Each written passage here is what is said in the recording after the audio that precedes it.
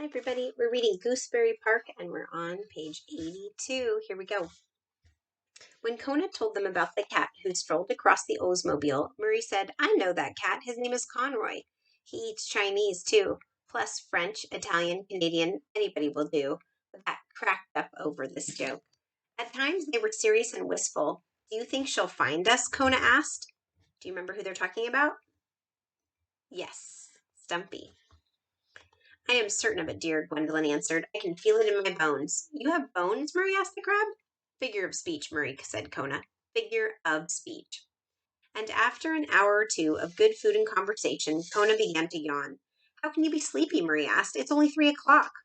Even I'm a bit drowsy, Gwendolyn said, smiling at the bat. I think it may be due to all of this lovely food you provided.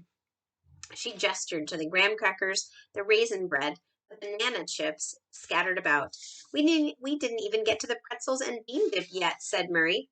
Kona and Gwendolyn bade their friend good night, kissed the babies, and returned quietly upstairs.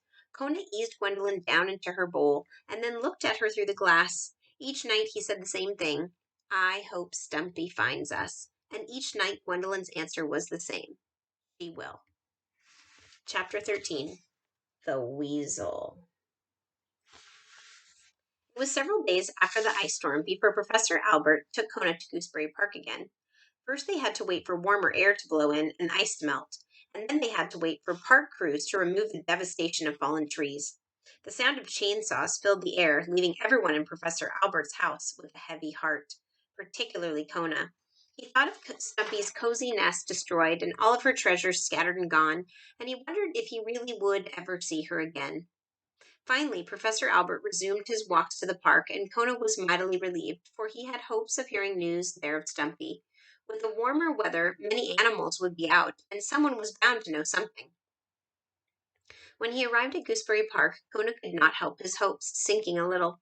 Nearly every tree had suffered some injury, and many had not survived at all. Large piles of sawed trunks and branches lay everywhere. The remains of Stumpy's beautiful pin oak were among them. Still, Kona could sense in the air a spirit of renewal around him. The animals were stirring, and there was life and hope. While Professor Albert read a book on clams, Kona took off to look for clues to Stumpy's whereabouts. He stopped to chat with a chipmunk who had just awakened from hibernation and was still a little groggy. Are you acquainted with the squirrel named Stumpy? Kona asked. The chipmunk yawned. Whose cabbage was it? He said. Kona sighed and moved on. And then Kona met a mallard duck who said that no, he didn't know what had become of Stumpy, but that the weasels on the west side were bound to know something, for all weasels live for gossip and sensational events. And if one weasel knew something, all weasels knew it. Kona thanked the mallard and headed across the park. Once he arrived on the west side, it didn't take Kona long to find a weasel.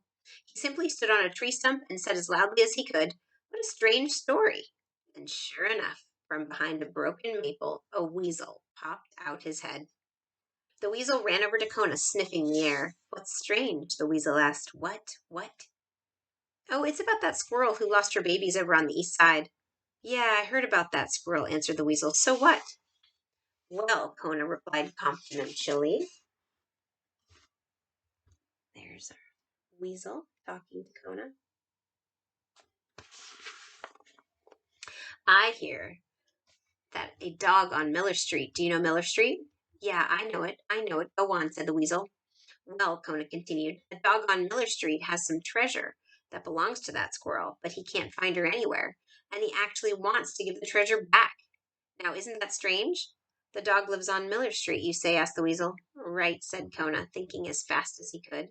And I hear he's planning to put a sign on his house tomorrow night so the squirrel can find him.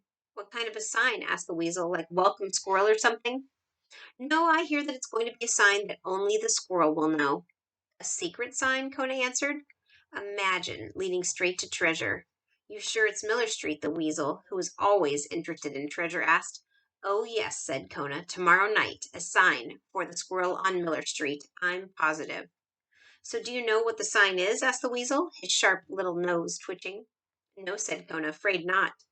Then what good are you? The weasel sneered, and he ran off to find another weasel who might know about a sign for a squirrel on Miller Street. And with a sigh of relief, Kona watched the weasel run away, and then the dog turned and hurried back to Professor Albert and home, for he had a very important task ahead of him now. Before tomorrow night, he had to think of a sign. You think of a sign that only Stumpy would know, that would make Stumpy know that Kona is looking for her? I wonder. We'll find out tomorrow.